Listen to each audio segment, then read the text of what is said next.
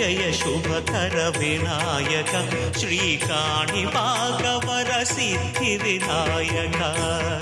నమస్కారం. ప్రేక్షకులందరికీ శుభోదయం. ఈనాటి శుభయోగం శీర్షికన శనివారం సందర్భంగా ద్వారకా తిరుమల క్షేత్ర వైభవాన్ని పరిశీలిద్దాం.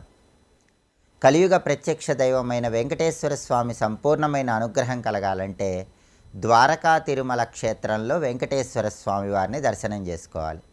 ద్వారకా తిరుమల క్షేత్ర వైభవాన్ని మనం పరిశీలిస్తే ఒకానొక సమయంలో ద్వారకుడు అనే పేరు కలిగిన భక్తుడు ప్రతి సంవత్సరము తిరుమల క్షేత్రానికి వెళ్ళి వెంకటేశ్వర స్వామిని దర్శనం చేసుకుంటూ ఉండేవాడు. అయితే కాలక్రమంలో వయసు పైబట్టం వల్ల తిరుమల క్షేత్రానికి కాలినడకన వెళ్ళటం ఇబ్బందిగా భావిస్తున్నటువంటి తరుణంలో అనారోగ్యం వచ్చినప్పటికీ కూడా కాలినడకన తిరుమల క్షేత్రానికి వెళుతూ ఉండేవాడు.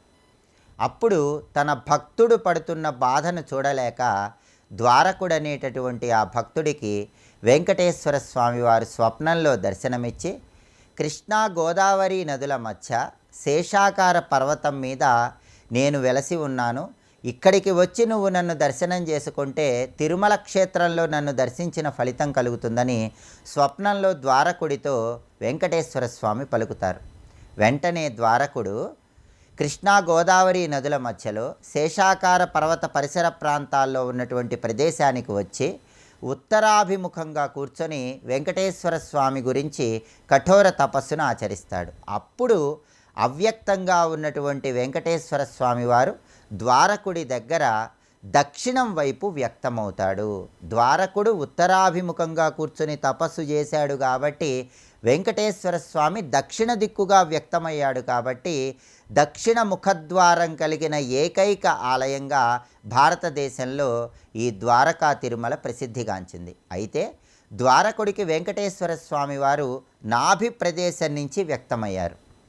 అలా ధ్రువమూర్తిగా నాభి ప్రదేశం నుంచి స్వామివారు వ్యక్తమవ్వటం వల్ల స్వామివారి పాదపద్మాలకు పూజ చేసే అవకాశం లేకపోవడంతో మహర్షులందరూ కూడా తిరుమల క్షేత్రానికి వెళ్ళి స్వామివారికి సంబంధించినటువంటి ఒక ప్రత్యేకమైన విగ్రహాన్ని తీసుకొని వచ్చి ఈ దేవాలయంలో ప్రతిష్ఠ చేస్తారు. అందుకే ద్వారకా తిరుమల క్షేత్రంలో మూల విరాట్ విగ్రహం అంటే ద్వారకుడు దర్శించినటువంటి విగ్రహంలో స్వామివారు నాభి ప్రదేశం నుంచి దర్శనమిస్తారు.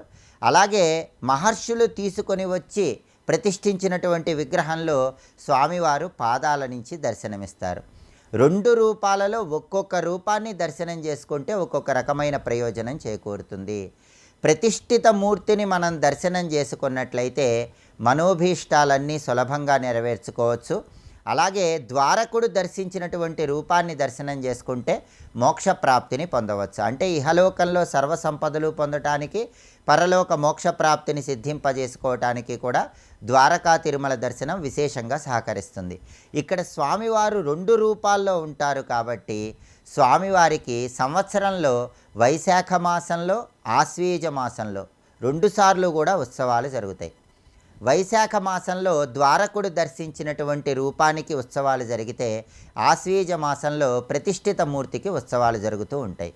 ఇక్కడ దేవాలయంలో స్వామివారికి ఎటువంటి అభిషేకాలు నిర్వహించరు. ఎందుకంటే ఇక్కడ స్వామివారికి అభిషేకాలు నిర్వహించినట్లయితే కొణుజులు అనే పేరు కలిగిన ప్రత్యేకమైనటువంటి చీమలు విపరీతంగా వస్తాయనే ఉద్దేశంతో అభిషేకం చేయకుండా మంత్రోక్త స్నానాన్ని మాత్రమే స్వామివారికి నిర్వహిస్తూ ఉంటారు.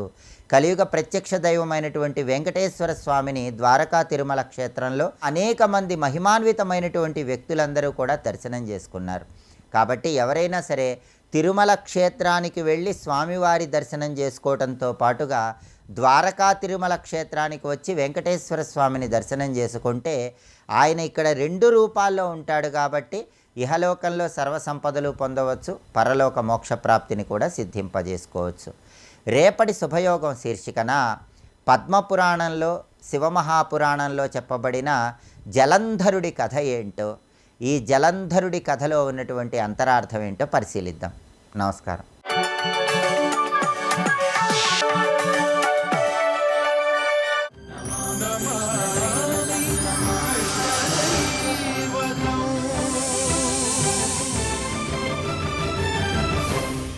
తులసీ దళంలో పుష్కరాది తీర్థములు, గంగాది నదులు, వాసుదేవాది దేవతలు వసించి ఉంటారు.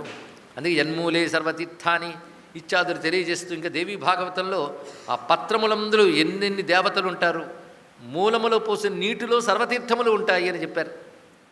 ఇలా వివరిస్తూ తులసీ మంజరీయుక్తో యస్తు ప్రాణాన్ విముంచతి యమోపి నేక్షితుం శక్తో యుక్తం పాపశతేరపి. వందల కొలది పాపాలు ఉన్నవాడైనప్పటికి కూడా తులసి గుత్తి నోటిలో ఉన్నట్లయితే వాడి శరీరంలో ఎక్కడున్నప్పటికి కూడా వాడి యమబాధలు అనుభవించడు. తులసీ కాష్టజం యస్తు చందనం ధారయేన్నర తద్దేహం నస్పృశేత్ పాపం. తులసి కాష్టం అంటే ఎండిపోయిన తులసి యొక్క ఆ కర్రని తీసుకుని చందనం అరగదీసి దాన్ని పెట్టుకున్నట్లయితే సర్వ పాపములు నశిస్తాయి దేహానికి. అలాగే దాన్ని విష్ణువుకు ధారణ చేసిన చాలా ప్రత్యేకం చెప్పారు. పైగా తులసి విపినాన్ని ఏర్పాటు చేసి అక్కడ కానీ శ్రాద్ధాది కర్మలు చేస్తే, తులసి వృక్ష సమీపంలో శ్రాద్ధాది కర్మలు చేస్తే పితృదేవతలకు అక్షయమైనటువంటి ఫలములు లభిస్తాయి. తులసి విపినఛాయ ఎత్ర ఎత్ర భవేచ్ఛుబే తత్ర శ్రాద్ధం ప్రకర్తవ్యం పితॄణాం దత్తమక్షయం. అక్కడ చేసేటువంటి పితృకర్మలు అక్షయ ఫలాన్ని ఇస్తాయి. తులస్యా సఖి మాహాత్మ్యం ఆదిదేవశ్చతుర్ముఖ నసమర్థో భవేద్వక్తుం తథా దేవస్య శాంగిణ. బ్రహ్మవిష్ణ్వాదులు కూడా తులసి మహిమ వర్ణించలేరు సుమా, అంత ఉత్కృష్టమైన తులసి. ఒక్కసారి భారతీయ సంస్కృతిలో ఉన్న అద్భుతాలు చూడాలండి. తులసి ఇత్యాది దివ్య బిల్వము ఇవన్నీ కూడా మనం పవిత్ర రూపములుగా భావిస్తూ ఉంటాం. ఇవి దేవతా స్వరూపములు. తులసి సేవన నిత్యం కురుత్వం గోపకన్యకే. అందుకే తులసి సేవ ఒక వ్రతంగా చేయి కొంతకాలం పాటు. అది ఎలా చేయాలనేటువంటిది గర్గుడు చెప్పిన పద్ధతి ప్రకారం చేయి. ఇది ఒక పవిత్రమైన మాసంలో తీసుకుని కొన్ని మాసములు వ్రతంగా పాటించాలి. శ్రీకృష్ణో వశ్యతాం యాతి ఏనవా సర్వదైవై. కృష్ణుడు లొంగిపోతాడు సుమా దీనివల్ల. ఎవరికి లొంగనివాడు లొంగడానికి అవకాశం తులసి పూజ వల్ల వచ్చినది అంటే చాలా సంతోషించి, ఇప్పుడు ఆమె కొత్తగా తులసి పూజ మొదలుపెట్టడం కాదు, భారతీయ సంప్రదాయమే తులసి పూజతోనే కూడి ఉంటుంది. ఇల్లు అంటేనే తులసి, పూజ అంటేనే తులసి. ఇవాళ మళ్ళీ చెప్తున్నాం, మా ఆవిడ చేస్తుంది అనడం కాకుండా దంపతులు ఉభయులు కూడా చేయాలి. సర్వఫలములు ఇవ్వగలిగిన శక్తి తులసి. సమీపంలో ఏ మంత్రమైనా జపం చేస్తే అది అనేక రెట్ల ఫలములు ఇస్తుంది అని శాస్త్రం చెప్తున్నది. అటువంటి శక్తి తులసికి, తులసి వన అనుకున్నది. అక్కడ చేసే మంత్రములు అంత మహాశక్తివంతమని ఫలాన్ని ఇస్తాయి. అలాంటి తులసి సేవ నిత్యం చేస్తున్నప్పటికీ ఇప్పుడు వ్రతముగా ఇక్కడి నుంచి పాలన చేస్తున్నది ఆమె. ఆ వ్రతం ఎలాగంటే అభిజిన్నామ నక్షత్రే తత్సేవాంస చకార సమాహూతేన గర్గేణ దిష్టేన విధినా సతి. అభిజిన్ నక్షత్రం ఉన్న సమయంలో ఆవిడ ప్రారంభించినది. అది ఎప్పుడు అంటే ఇషపూర్ణ సమారభ్య చైత్రపూర్ణావధి వ్రతం. ఇషపూర్ణ అంటే ఆశ్వయుజ పూర్ణిమ నాడు ప్రారంభించి చైత్ర పూర్ణిమ వరకు వ్రతం చేసింది. పైకి ఒక మండపాన్ని ఏర్పరిచింది తులసీదేవికి. ఊరికని మొక్క పెట్టడం కాకుండా ఒక రమ్యమైన మండపం. ఆ మండపంలో సోపానాదులు మంచి వితర్దిక అరుగులాంటిది పెట్టి వాటిని రత్నాదులతో అలంకృతం చేసి పైన ఒక ఆచ్ఛాదన పందిరిలాగా చేసి వాటికి తోరణాదులన్నీ కూడా వేలాడవేసి దీపమాలికలు మొదలైన సమర్పణ చేస్తూ తులసీదేవిని ఆరాధన చేసింది. ఇక్కడ ఇప్పటికీ కూడా కృష్ణ భక్తి సంప్రదాయంలో ఈ దేశంలో ఉండనివ్వండి, విదేశాల్లో ఉండనివ్వండి, తులసిని ఎంత చక్కగా పెంచుకుంటారో వాళ్ళు. కృష్ణ సమీపంలో తులసి ఉంటుంది వారికి. ఆ తులసి పెట్టుకున్న తర్వాత వాళ్ళకు వచ్చిన మార్పులు, వాళ్ళ మహిమలు కూడా తెలియజేస్తుంటే మనకు ఆశ్చర్యం కలుగుతుంది. అంత అద్భుతమైనది అలవాటుగా చేశారు పెద్దవాళ్ళు మనకి. అందుకే అది అద్భుతం అనిపించట్లేదు. అందుకే అద్భుతాలు అలవాటైపోతే మామూలు అయిపోతాయండి. భారతీయ సంస్కృతిలో ఇది ఒక అద్భుతం, మనకు అలవాటైపోయిన అద్భుతం, మన బ్రతుకులు బాగు చేసే ఒక అద్భుతం తులసి ఆరాధన అనేటువంటిది. ఈ విధంగా చేస్తూ పైగా అక్కడ తులసి ప్రతిమారూపంగా కూడా పెట్టుకుని పంచామృతాలతో అభిషేకం చేయడం. అంటే కేవలం తులసిలోనే పంచామృతాలు వేయడం కాదు, వాడు జలాదురితోనే వేయాలి. కానీ తులసి రూపముగా ఒక బింబమునందు అభిషేకాది క్రియలు కూడా చేస్తూ పంచామృతైన తులసి మాసే మాసే పృథక్ పృథక్. పంచామృతాల్లో ఒక్కొక్క మాసం ఒక్కొక్క అమృతానికి ప్రాధాన్యం ఇస్తూ అభిషేకం చేస్తూ వైశాఖ మాసంలో ఉద్యాపన చేసింది వ్రతానికి. ఉద్యాపనం సమారేభే వైశాఖే ప్రతిపద్దిని. వైశాఖ పాడ్యమి నాడు ఉద్యాపన చేసింది తల్లి. ఆ సమయంలో వివిధులైన విప్రులకి దానములు ఇవ్వడం, భోజనములు చేయించడం, ఇవన్నీ చేసి తులసీమాతకు నమస్కరిస్తే ఆ తులసి మొక్కలోంచి తులసీదేవి బయటకు వచ్చిందండి. ఎలా ఉన్నదో వర్ణించి చెప్తున్నారు తులసీమాత యొక్క స్వరూపం. తదా విరాసీ తులసీ హరిప్రియా సువర్ణపీఠోపరి శోభితాసన చతుర్భుజా పద్మపలాస వీక్షణ శ్యామా స్ఫురద్ధేమ కిరీటకుండల పీతాంబరాచ్ఛాదిత సర్పవేణీ సృజందధానా నవవైజయంతీం ఖగాత్సముత్తిర్య చ రంగవల్లీం చుచుంబరాధాం పరిరంభ బాహుభి. ఆ తులసీదేవి ఒక సువర్ణపీఠంలో కూర్చుని చతుర్భుజాలతో ప్రకాశిస్తూ ఉన్నది. పైగా రమ్యమైనటువంటి జడతో పీతాంబరము దాల్చి గోచరిస్తున్నది. సువర్ణమయమైన కిరీటము మొదలైన వాటితో ప్రకాశిస్తున్నది. అంటే వృక్షముల యందు ద్రుమముల యందు కూడా దేవతలు ఉంటారు. తులసి దేవి యొక్క స్వరూపం ఇది. ఆ స్వరూపం ఎలా ఉన్నదంటే ఇంత మండపం ఏర్పరిచి రంగవల్లులన్నీ తీర్చిదిద్దింది రాధాదేవి. అయి తులసీమాత ఆ వృక్షములోంచి వ్యక్తమై వచ్చి రాధాదేవి దగ్గరికి వచ్చి రాధాదేవిని గాఢంగా ఆలింగనం చేసుకుని ముద్దు పెట్టుకుంది రాధాదేవిని. ఎంత చక్కగా వర్ణించారు ఇక్కడ. చుచుంబ రాధాం పరిరభ్య బాహుభి చేసి ఎంత లీల చేస్తున్నావమ్మా, నీకు నన్ను పూజించి కృష్ణుని పొందవలసినంత స్థితి ఉన్నదా తల్లి? అంత అవసరమా నీకు నిజానికి? కృతంచ లోకవ్యవహార సంగ్రహాత్వయా వ్రతం భామిని సర్వతోముఖం. లోకవ్యవహార సంగ్రహాత్ ఇది ఎందుకు చేస్తున్నామంటే లోక సంగ్రహార్థం అవసరం లేకపోయినా చేసేవాళ్ళు ఉంటారు. వాళ్ళు యోగులు, అవతార పురుషులు. మీ ఆయన కూడా అలాగే చేస్తూ ఉంటాడు, నువ్వు అలాగే చేసావు. కానీ లోకానికి ఒక ఆదర్శం చూపిస్తూ భగవంతుని సేవించడానికి మార్గములు చెప్పేటప్పుడు అవసరం లేకపోయినా మీరు పాటిస్తారు కనుక నువ్వు ఈ తులసి వ్రతం చేసావు. ఏమైనప్పటికీ తులసి వ్రత ఫలంగా నేను అనాలిగా అంటున్నాను, మనోరథస్థే సఫలోత్ర భూయాత్. నీ మనోరథము సఫలమగుగాక. బుద్ధీంద్రియైశ్చిత్తమనోభిరగ్రత సదానుకూలత్వమలం పతే పరం సౌభాగ్యమేవం పరికీర్తనీయం.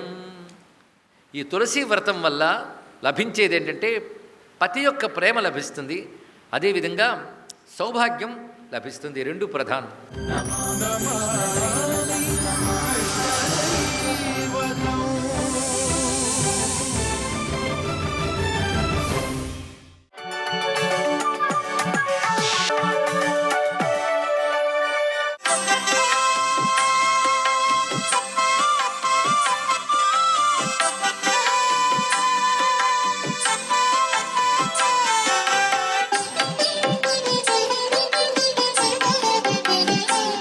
ఓం నమో నారాయణాయ.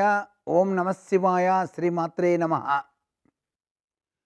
ఈరోజు సప్తమి తిథి కావటం వల్ల సూర్యభగవాన్ని ఆరాధించేటువంటి విధి విధానంలో పాటించవలసిన నియమాలు కొన్ని ఉన్నాయి. వాటిని ఎవరైతే తూచా తప్పకుండా పాటిస్తారో సప్తమి తిథి నాడు తప్పనిసరిగా ఆయుష్, ఆరోగ్యం పెంపొందుతుంది.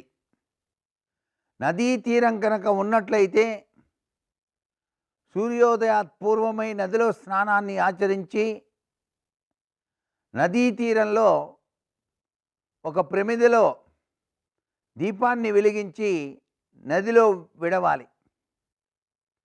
అలా వదిలినట్లయితే ఆ యొక్క ఒత్తి వెలుగు సూర్యబింబంగా భావన చేస్తూ నమస్కారం చేస్తూ శ్రీ సూర్యనారాయణ వేద పారాయణ అనుకుంటూ నమస్కారం చేయాలి.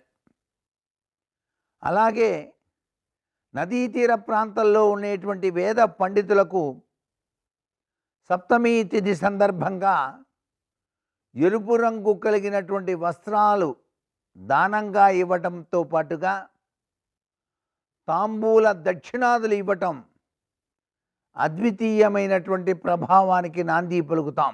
గోమాతకు గనక లడ్డూలు కనీసం 5 అయినా సరే ప్రదక్షిణ చేసి తినిపించడం వల్ల కూడా ఆరోగ్యప్రదమైనటువంటి జీవన విధానం మనకు వచ్చి తీరుతుంది. సప్తమి తిథి నాడు గోసేవ మర్చిపోకూడదు. సకల ముక్కోటి దేవతా స్వరూపిణి అయినటువంటి గోమాత ఆ గంగడోలును నిమురుతూ తలపైన చేతిని ఉంచుకున్నట్లయితే గంగా స్నాన పుణ్యఫలం లభ్యపడుతుంది ఎవరికైనా. అలాగే పుష్టభాగం దగ్గరికి వచ్చి నమస్కారం చేసి సురభ్యై నమః అని చెప్పేసి అనుకోవాలి. సురభ్యై నమః అని ఎవరైతే మంత్రాన్ని పఠిస్తూ గోవు చుట్టూ ప్రదక్షిణం చేస్తారో గృహం లేని వారికి గృహయోగం సిద్ధిస్తుంది అని కూడా శాస్త్రం. ఇవన్నీ కూడాను మనం భారతీయ సనాతన సంస్కృతి సంప్రదాయ రీత్యా పాటించాలి. సర్వే జనా సుఖినో భవంతు.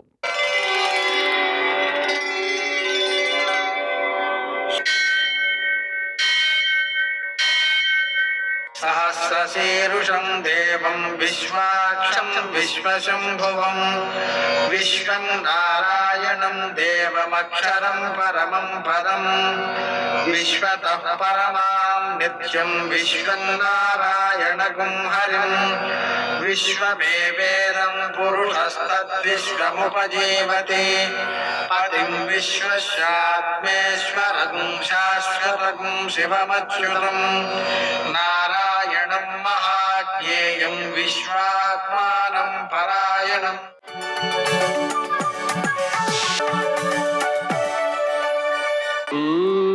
శౌర్యమథేందురింద్రపదవీ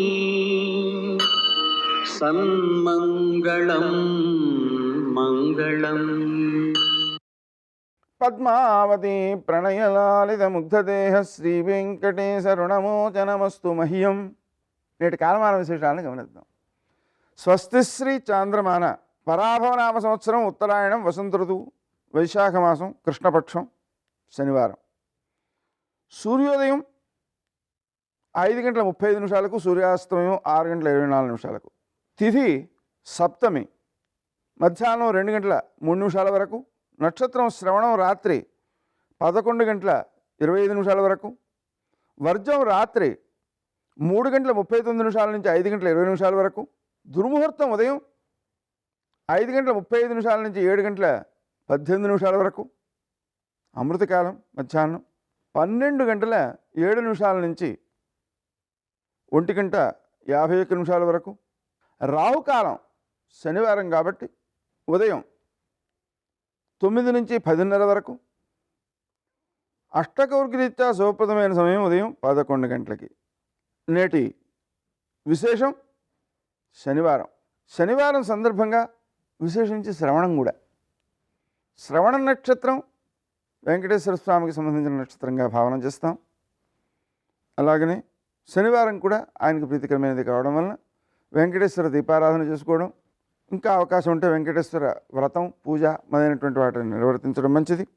శివునకు కేజింపావు నువ్వుల నూనెతో అభిషేకం చేసి 1/2 కేజీ నల్ల నువ్వులతో పూజ చేసి ఆ నువ్వులను ఆవులకి ఆహారంగా అందించడం, ఆ నూనెలో పసుపు కలిపి ఆవులకు ఒళ్ళంతా రాయడం చాలా మంచిది.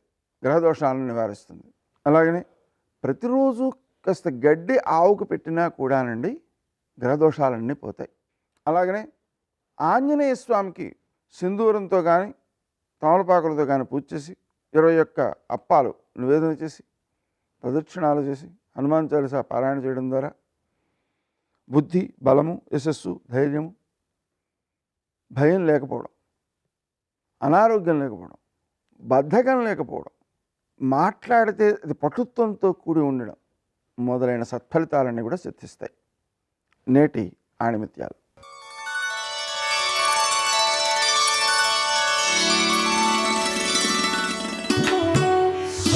ఓర్పులో అపారమైన శక్తి దాగి ఉంటుంది.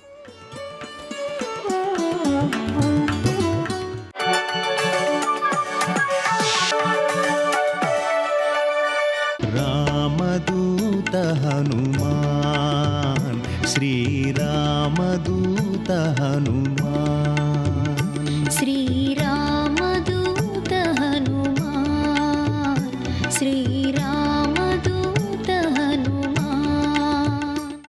జీవితంలో వృద్ధిలోకి రావాలన్నా, ఒక కార్యక్రమాన్ని చేపట్టగలగాలన్నా, ఈయన జీవితంలో ఇది సాధించినవాడు అనేటటువంటి కీర్తి పొందాలన్నా ఈ 4 లక్షణములు మొదట అలవాటు చేసుకోలేనివాడు ఏ కార్యాన్ని సాధించలేడు. ఇవాళ తలపెడతాడు, రేపు విడిచిపెట్టేస్తాడు. ఎందుకంటే ఈ 4 లక్షణములలో ఏదో ఒకటి లోపించిందనమాట. ఒకడు మహాత్ముడు కావాలంటే, ఒకడు సభాపూజ్యత పొందాలి అంటే, చాలామందికి తాను ఆదర్శప్రాయుడు కావాలి అంటే ఈ 4 లక్షణములు పుంజుకోవాలి, పునికి పుచ్చుకోవాలి, తన యందు నిలబెట్టుకోవాలి, అవి ప్రకాశించాలి. లేకపోతే జీవితంలో వృద్ధిలోకి రాలేడు. బహుశः పర్సనాలిటీ డెవలప్మెంట్ గురించి ఇంతకన్నా గొప్పగా చెప్పగలిగిన వాళ్ళు ఉంటారని నేను అనుకోవట్లేదు.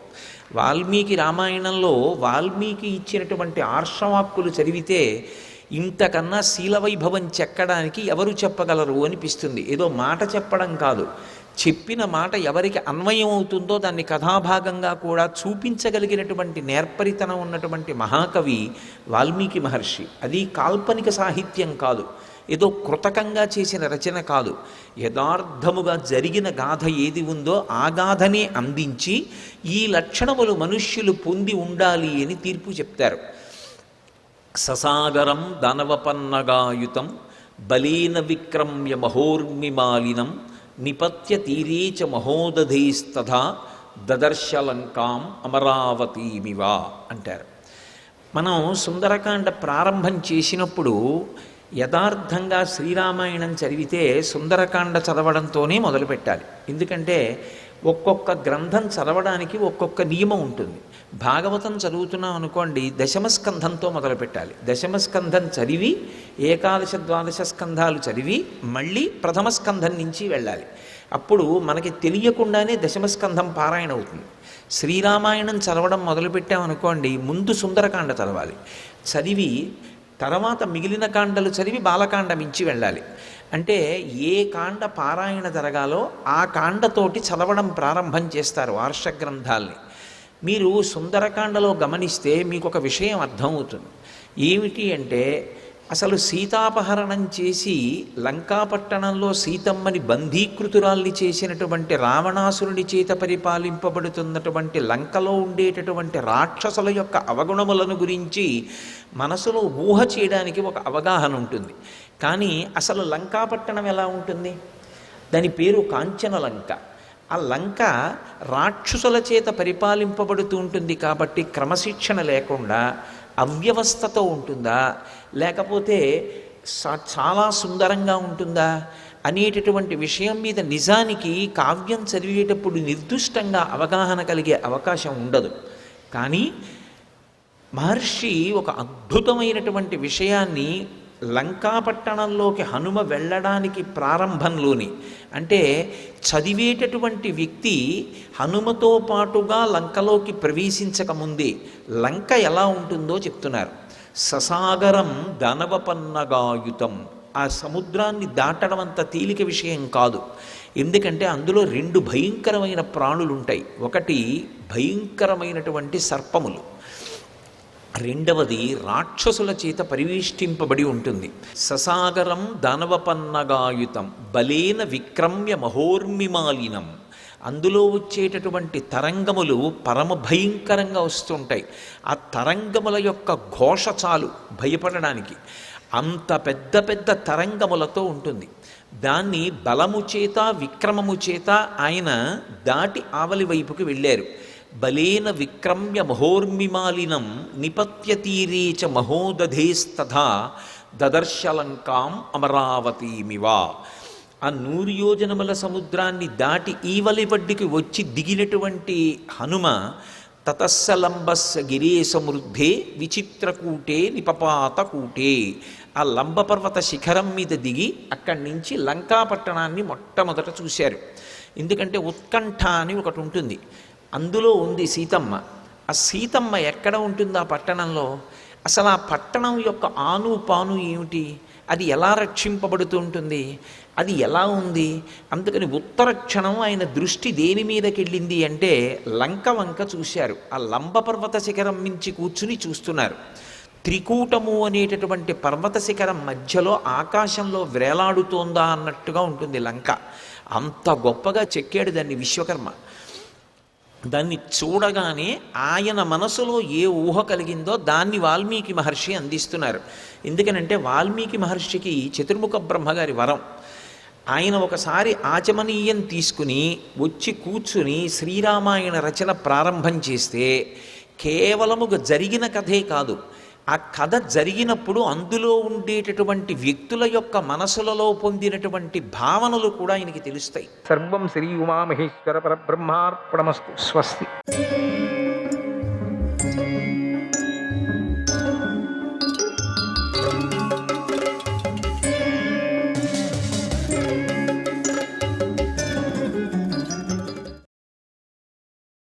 రాజుల్లో 14 దోషాలు, వాటిని విడిచిపెట్టాలని వాటి గురించి నారద మహర్షి ఇలా చెప్పాడు. పరలోకం అనేది లేదు, దేవుడు అనేవాడు లేడు అనే నాస్తిక్య భావాన్ని అసత్యము, కోపము, ఏమరపాటు, విపరీతమైనటువంటి ఆలోచన చేయటం, జ్ఞానులతో సహవాసం చేయకుండా ఉండటం, ఆలస్యము, పంచేంద్రియ విషయాల్లో ఆసక్తి చూపించడము, ప్రజలకు ఉపయోగపడే విషయాల్లో తానొక్కడే ఆలోచించడము, అర్థశాస్త్ర తెలియని మూర్ఖులతో ఆదాయ రాబడి ఖర్చులు గురించినటువంటి విషయాలు మాట్లాడటం, చేయాలని నిర్ణయించుకున్నటువంటి పనులను చెయ్యకుండా ఉండటం, రాజకార్యంలోని రహస్యాలను బట్టబయలు చేయటం, శుభకార్యాలకు చేయకుండా ఉండటం, ఇళ్లలో ఒక్కడే శత్రువుపైకి యుద్ధానికి వెళ్ళటం అనే 14 రాజదోషాలు. ఈ దోషాలను విడిచిపెట్టాలి. వీటి వల్ల రాజు నష్టపోతాడు, విడిచిపెట్టాలి ఇవంతా కూడా అని చెప్పాడు. నువ్వు చదువుకున్న వేదాలు సఫలమయ్యాయా? వేదాల్లో చెప్పిన ప్రకారంగా నడుచుకుంటున్నావా? నీ ధనం సఫలమైందా? నువ్వు సంపాదించిన ధనాన్ని సక్రమంగా వినియోగిస్తున్నావా? నీ స్త్రీలు సఫలమయ్యారా? వారి కోరికలు తీరాయా? వారు సంతోషంగా ఉన్నారా? నీకు సహకరిస్తున్నారా వాళ్ళందరూ? నీ శాస్త్రజ్ఞానం సఫలమైందే? రాజ్య క్షేమం కోసం ఉపయోగపడుతుందా అని అడిగాడు. ఇది నారద మహర్షి ధర్మరాజుకు చేసిన బోధ. ఇందులో చాలా రాజనీతి ఉంది, అంతర్లీనంగా లోకనీతి కూడా ఉంది. అందరూ తెలుసుకోవలసినటువంటిది ఇది. మహాత్ముడు నారద మహర్షి ధర్మరాజుకు బోధించేటువంటి ఈ బోధన అత్యద్భుతమైనటువంటి సభాపర్వం. మహాత్ములు చేసే బోధ ఇలాగే ఉంటుంది, కూడా చిత్రంగా ఉంటుంది. ధర్మరాజుకు మహర్షి పలికినటువంటి చివరి మాటలు అర్థం కాలేదు. ఇలా అడిగాడు, ఓ మహర్షి, వేదాలు సఫలమవటం అంటే ఏమిటి? స్త్రీలు ఎలా సఫలమవుతారు? శాస్త్రజ్ఞానం ఎలా సఫలమవుతుంది? ఇందులో గల అంతరార్థాన్ని స్పష్టంగా తెలపండి అని అడిగాడు. ఇప్పుడు నారద మహర్షి చెప్తున్నాడు, ఓ ధర్మరాజా, నువ్వు నిత్యము అగ్నిదేవుణ్ణి పూజిస్తూ నిత్యాగ్నిహోత్రాది యాగాలు చేయటం వల్ల వేదాలు సఫలమవుతాయి. నువ్వు సంపాదించిన ధనాన్ని కొంత దానం చేయాలి, కొంత అనుభవించాలి. అప్పుడే నీ ధనానికి సఫలత్వం కలుగుతుంది. స్త్రీకి సంతోషం కలిగించటంతో సంతానం వల్ల సఫలత్వం అవుతుంది, లభిస్తుంది. మంచి శీలాన్ని, మంచి ప్రవర్తనను కలిగి ఉండటం వల్ల శాస్త్రజ్ఞానానికి సఫలత్వం లభిస్తుంది అని ధర్మరాజును చూసి మళ్ళీ ఇలా ప్రశ్నించాడు. రాజ్యానికి వాణిజ్యం అత్యంత ప్రధానమైంది కనుక దీనికి సంబంధించిన ప్రశ్నలు విడివిడిగా ఇలా అడిగాడు. పన్నులు వసూలు చేసే నీ సేవకులు లాభాల కోసమని దూరదేశం నుండి వచ్చినటువంటి వ్యాపారుల దగ్గర పన్నులను సరిగ్గా వసూలు చేస్తున్నారా? ఎక్కువగా ధనాన్ని గుంజటం లేదు కదా? వాళ్ళ దగ్గర నుంచి గుంజి కొంచెం వాళ్ళు కాస్త పెట్టుకొని నీకు కాస్త ఇస్తున్నారా కమిషన్ లాగా? అది లేదు కదా. వ్యాపారులను పీడించకూడదు కదా. సరైన పన్నునే గ్రహించాలి, అప్పుడే వాణిజ్యం వృద్ధి చెందుతుందని తెలిపాడు. దూర ప్రాంతం నుండి వచ్చినటువంటి వ్యాపారులు నీ నగరంలోనూ నీ రాజ్యంలోనూ ఆదరించబడుతున్నారా? జనానికి ఉపయోగపడే సామగ్రినే అమ్ముతున్నారా? వాళ్ళు పన్నులు వసూలు చేసే సేవకులను మోసగించడం లేదు కదా అన్నాడు. ఇతర దేశ వ్యాపారుల విషయంలో తగు జాగ్రత్తలు తీసుకోవాలి, వారి యొక్క కదలికలపై దృష్టి పెట్టాలని చెప్పాడు.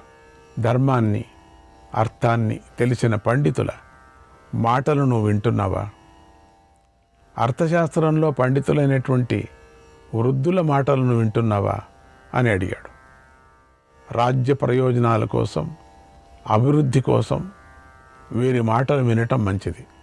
అందుచేత మంచి మాటలు మళ్ళీ మళ్ళీ చెప్పినా దోషం ఉండదు కదా. వ్యవసాయం వల్ల వచ్చే ఫలాలు, పుష్పాలను, గోవుల నుండి వచ్చేటువంటి పాలు, నెయ్యి పదార్థాలను నువ్వు ఉపయోగించటానికి ముందుగా విప్రులకు సమర్పిస్తున్నావా అని అడిగాడు. ముందుగా దేవుడులాగా ఉండేటువంటి విప్రులకు, బ్రాహ్మణులకు ఇచ్చిన తర్వాత నువ్వు తీసుకోవాలి. విప్రులు చేసేటువంటి ప్రార్థన వల్ల లోకానికి శుభం కలుగుతుంది కనుక వారిని గౌరవించమని చెప్పాడు. నువ్వు పోషించే శిల్పులందరికీ ఒకేసారి 4 నెలల వరకు సరిపడే వేతనాన్ని ఇస్తున్నావా? వారికి కావలసిన వస్తువులను ఇస్తున్నావా అని అడిగాడు. శిల్పులను పోషించాలి, వారి వల్ల రాజ్యానికి లాభం చేకూరుతుందని చెప్పాడు. కచ్చిత్ కృతం విజానీషే కర్తారంచ ప్రశంససి సతాం మధ్యే మహారాజ సత్కరోషి చ పూజయన్ను. మహారాజా, నువ్వు నీకు ఉపకారం చేసిన వారిని మర్చిపోతున్నావా? మీకు మేలు చేసిన వారిని సజ్జనుల సమక్షంలో ప్రశంసిస్తూ కృతజ్ఞత తెలుపుకుంటూ సత్కరిస్తున్నావా అని అడిగాడు. మేలు చేసిన వాడిని మరిచిపోకూడదని చెప్పాడు. నువ్వు ఏనుగులు, గుర్రాలు, రథాలకు సంబంధించిన వివరాలను పూర్తిగా తెలిపే గజసూత్రం, అశ్వసూత్రం, రథసూత్రం మొదలైనటువంటి గ్రంథాలను సంగ్రహంగా చదివి తెలుసుకుంటున్నావా అని అడిగాడు. రాజనే వాడికి వీటి లక్షణాలు తెలిసి ఉండాలని చెప్పాడు. నువ్వు మంత్రబలంతో అస్త్రాలను ప్రయోగించి శత్రునాశనం చేస్తున్నావా? వేదోక్తంగా శిక్షను విధించి శత్రునాశనం చేస్తున్నావా? అలాగే సర్వవిధ విష ప్రయోగాలను తెలుసుకొని శత్రువులను నాశనం చేయటానికి ఉపయోగిస్తున్నావా అని అడిగాడు. రాజు ఈ విద్యలను తెలిసి ఉండాలి, వీటిని శత్రువులపై అమలు చేయటంలో నిపుణుడై ఉండాలి. ఎన్ని నీతులు చెప్తున్నాడు! అసలు ఇవన్నీ సామాన్యులకు జ్ఞాపకం ఉంటుందే? రాజు కాబట్టి అవన్నీ ఉండాలి, పుట్టకతోనే వస్తాయి కొన్ని గుణాలు. కాబట్టి ధర్మరాజు ఖండితంగా అవన్నీ ఉన్నాయి. కానీ ధర్మరాజు కూడా ఎక్కువ అవుతాయేమో ఇవన్నీ కూడా. అసలు ఇవన్నీ ఎంత జ్ఞాపకం పెట్టుకోవాలా? అసలు రాజా లేక దేవుడా? రాజే దేవుడేమో, దేవతాగుణం ఉంటేనే రాజు. ఇది ధర్మరాజ్యం కదా, ధర్మరాజ్య రాజ్యాన్ని ఏలుతున్నాడు కదా. అందుకని ఇంతగా చెప్పాల్సి వచ్చింది. నీ రాజ్యాన్ని అగ్ని భయం నుండి, సర్ప భయం నుండి, రోగ భయం నుండి, రాక్షస భయం నుండి రక్షిస్తున్నావా అని అడిగాడు. రాజధర్మాలు ఆచరించు అన్నాడు. నీ రాజ్యంలోని మూగవారిని, కనుడు కనిపించిన గుడ్డివారిని, అంగవిహీనులు, కుంటివారిని, దిక్కులేని అనాథలను, సన్యాసులను తండ్రిలాగా కాపాడుతున్నావా అని అడిగాడు. ఒక్కటి వదిలాడండి మహానుభావుడు. అసలు ఇటువంటిది వదిలాడని చెప్పడానికి వీల్లేదు. పండితులు అన్ని చెప్పేస్తున్నాడు. వీరిని తప్పక కాపాడాలి, వీళ్ళందరినీ కూడా. షడనర్థ మహారాజ కచ్చిత్తే పృష్ఠతః కృతాః నిద్రాలస్యం భయం క్రోధః అమార్దవం దీర్ఘ సూత్రత. మహారాజా, నిద్ర, ఆలస్యం, భయం, కోపం, కాఠిన్యం, విశ్రాంతి లేకుండా పనిచేయటం మొదలైన ఈ 6 దోషాలను విడిచిపెట్టావా అని అడిగాడు. విశ్రాంతి లేకోకుండా పనిచేయాలా? ఇలా నారద మహర్షి మయసభలో అందరి ఎదుట విజృంభించి విపులంగా, విశదంగా, వివరంగా ఉపదేశించేసరికి ధర్మరాజు కరిగిపోయాడు. ఆయన పాదాలు పట్టుకొని సాష్టాంగ నమస్కారం చేశాడు. ఎంతో సంతోషిస్తూ ఇలా అన్నాడు: ఓ దేవరిషి, మీ ఉపదేశాన్ని నేను పాటిస్తున్నాను. మీ బోధతో నా బుద్ధి ప్రజ్ఞ ఎంతో పెరిగాయి అని భూమండలాన్ని చక్కగా పరిపాలించటానికి పూనుకొన్నాడు. నారద మహర్షి ధర్మరాజుతో, ఏ రాజైతే ఇలా 4 వర్గాల వారిని వారి వారి ఆశ్రమ ధర్మాలను కాపాడుతూ రాజ్యాన్ని పరిపాలిస్తాడో అతడు ఈ లోకంలో అత్యంత సుఖాన్ని అనుభవిస్తాడు, చివరకు ఇంద్రలోకాన్ని చేరి సుఖిస్తాడు అని ఆశీర్వదించాడు. రాజు ఇలా ఉండాలి, ఇలా నడుచుకోవాలి అని ఇంత విస్తృతంగా నారద మహర్షి రాజధర్మాలను బోధించాడు. అధికారులు కూడా ఈ ధర్మాలను ఆచరించి తరించెదురుగాక. శ్రీకృష్ణాయ పరమాత్మనే నమః. 6వ అధ్యాయం. అద్భుతంగా ఉపదేశించినటువంటి నారద మహర్షిని ధర్మరాజు ఎంతో భక్తి శ్రద్ధలతో పూజించి ఇలా అడిగాడు, ఓ భగవంతుడా, మీరు ఉపదేశించిన రాజధర్మాలన్నీ సత్యాలు. వాటన్నిటినీ న్యాయప్రకారంగా ఆచరిస్తాను. ప్రాచీన రాజులందరూ కూడా న్యాయంగానే ధర్మాలు పాటించి, ఇవే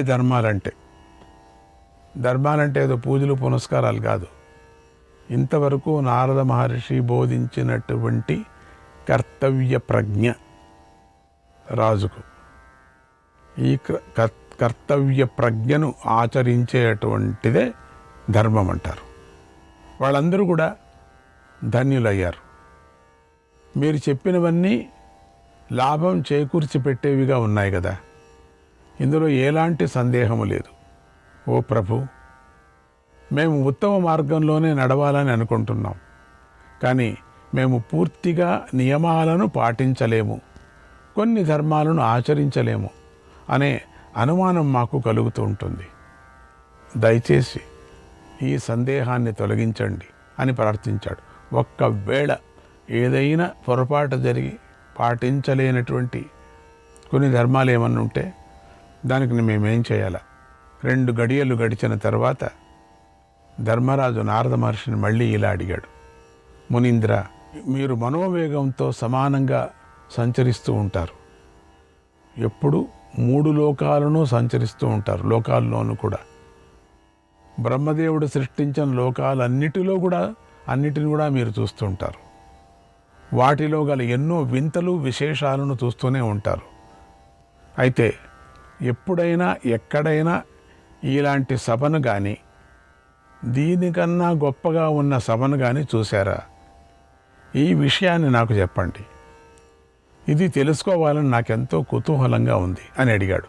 ఇటువంటి సందర్భం, ఇటువంటి సన్నివేశం, ఇటువంటి వాతావరణం, ఇటువంటి సభ మీరు ఎప్పుడైనా ఎక్కడైనా త్రికాలాల్లో, త్రిలోకాల్లో, త్రికాల సంచారి కదా మీరు, ఎక్కడైనా ఉందే? అప్పుడు నారద మహర్షి ఆ మాటలు విని చిరునవ్వు నవ్వి ఇలా అన్నాడు, నాయనా, ఇది మణిమయ సభ. ఇలాంటి సభను నేనెప్పుడూ మానవలోకంలో చూడలేదు, అసలు వినను కూడా లేదు. నీ మనస్సులో లోకాలలోని దివ్య సభలను గురించి వినాలని ఉంటే చెబుతాను. దేవతలు, పితృదేవతలు, సాధ్యులు, నియమాలు పాటించి యజ్ఞం చేసే యాజులు, శాంతమూర్తులైనటువంటి మునులు, మంచి దక్షిణలతో కూడినటువంటి యజ్ఞాల గురించి కూడా నీకు వినాలా ఉంటే చెప్తాను. నీ పితృదేవుడైనటువంటి యముడి సభ గురించి, బుద్ధిమంతుడైనటువంటి వరుణుడి సభ గురించి, స్వర్గాధిపతి అయినటువంటి ఇంద్రసభ గురించి, కైలాసవాసి అయినటువంటి కుబేరుడి సభ గురించి, బ్రహ్మదేవుడి దివ్య సభ గురించి చెబుతాను అన్నాడు. ఆ మాటలు వినగానే ధర్మరాజు ఎంతో సంతోషించి సోదరులు, బ్రాహ్మణులందరితోనూ కలిసి నారద మహర్షికి నమస్కారం పెట్టి ఇలా ప్రార్థించాడు, మునీశ్వర, మాకు ఆ దివ్య సభల గురించే చెప్పండి, వాటి గురించి వినాలని ఎంతో కుతూహలంగా ఉంది అన్నాడు. ఆ సభలను ఏ ద్రవ్యంతో నిర్మించారు? వాటి పొడవెంత, వెడల్పు ఎంత, బ్రహ్మదేవుడి సభలో ఏ సభాసదులు అక్కడికి వచ్చి ఆ దేవదేవుణ్ణి పూజిస్తూ ఉంటారు, అలాగే ఇంద్ర సభలోనూ, యముడి సభల్లోనూ, వరుణదేవుడి సభలోనూ, కుబేరుడి సభలోనూ ఎవరిని ఎవరు సేవిస్తారు, ఎవరు పూజిస్తారు? ఓ బ్రహ్మర్షి, ఈ విషయాలన్నిటినీ మీ ద్వారా పూర్తిగా వినాలని కోరుతున్నాను. మా కుతూహలాన్ని తీర్చండి అని ధర్మరాజు ప్రార్థించాడు. నారద మహర్షి ఆ ప్రార్థనను మన్నించి, ధర్మరాజా, నీ కోరిక ప్రకారమే ఆ దివ్య సభల గురించి చెబుతున్నాను విను అని చెప్పసాగాడు. శ్రీకృష్ణాయ పరమాత్మనే నమః. 7వ అధ్యాయం. నారద మహర్షి ముందు ఇంద్రసభ గురించి ధర్మరాజుకి ఇలా చెప్పాడు. ధర్మరాజా, ఇంద్రసభ దివ్య సభ, తేజస్సుతో వెలిగిపోతూ ఉంటుంది. ఇది విను. ఈ సభ వివరణ ఎవరు వింటారో వాళ్లకు లోపల సుఖమైనటువంటి ఒక సౌందర్యము ఏర్పడుతుంది. సౌందర్యం అంటే అలంకారం కాదు, మనశ్శాంతి. సూర్యుడి తేజస్సుతో సమానంగా ప్రకాశిస్తూ ఉంటుంది. ఆ సభను విశ్వకర్మ సృష్టించాడు. అది 100 యోజనాల వెడల్పు కలిగి ఉంది. ఇది ఏందేదో చిన్నది, 150 యోజనాల పొడవు కలిగి ఉంది, 5 యోజనాల ఎత్తు కలిగి ఉంది, ఆకాశంలో సంచరిస్తూ ఉంటుంది. ఎక్కడికి కావాలంటే అక్కడికి వెళ్ళగల కామగమన శక్తి దానికి ఉంది. ఆ ఇంద్రసభలో ముసలితనం ఉండదు, అందరూ యవ్వనులే ఉంటారు. అలాగే శోకంతో బాధపడేవారు ఉండరు, కష్టాలతో దుఃఖించేవారు ఉండరు. అసలు అక్కడ భయం అనేది లేదు. ఆ సభయే శుభం అయి ఉంది, శోభ అయి ఉంది. అక్కడ నివసించటానికి అందమైన భవనాలు ఉన్నాయి, మంచి మంచి సింహాసనాలు ఉన్నాయి, దివ్య వృక్షాలు ఉన్నాయి. ఆ సభలో ఇంద్రుడు తన భార్య అయినటువంటి సచీదేవితో కూర్చొని ఉంటాడు. అక్కడ సచీదేవి లక్ష్మీదేవి వంటి శోభతో విరాజిల్లుతూ ఉంటుంది. ఆ సభలో ఇంద్రుడు కిరీటాన్ని, ఎర్రని అంగదాలను ధరించి ఉంటాడు. వర్ణించలేని దివ్య రూపంతో వెలిగిపోతూ ఉంటాడు. నిర్మలమైన వస్త్రాలతోనూ, విచిత్రమైన మాలలతోనూ ప్రకాశిస్తూ ఉంటాడు. లజ్జ, కీర్తి, కాంతులతో నిండి శోభిస్తూ ఉంటాడు. ఆ ఇంద్రుడి చుట్టూ మరుద్గణాలు నిలబడి ఉంటారు. గృహస్థులైన దేవతలు కూడా ఉంటారు. వారు ఆయనను నిత్యము పూజిస్తూ ఉంటారు. సిద్ధులు, దేవమునులు, సాధ్యులు, దేవతాగణాలు, మరుత్వంతులు బంగారు మాలలు ధరించి ఉంటారు. అందరూ ఇంద్రుడిని పూజిస్తూ ఉంటారు. వీరందరూ కూడా తమ అనుచరులతో కలిసి దివ్య రూపాలతో వెలిగిపోతూ ఉంటారు. అక్కడ పాపం లేనివారు, నిర్మలమైన స్వభావం కలవారైన దేవఋషులు జ్వలించే అగ్నిలాగా వెలిగిపోతూ ఉంటారు. అందరూ ఇంద్రుణ్ణి సేవిస్తూ ఉంటారు. ఆ దేవఋషులు అమిత తేజస్సును కలిగి ఉన్నారు. వారు సోమయాగాలు చేసిన వారు. వారికి చింత, శోకాలు ఉండవు. శ్రీకృష్ణాయ పరమాత్మనే నమః.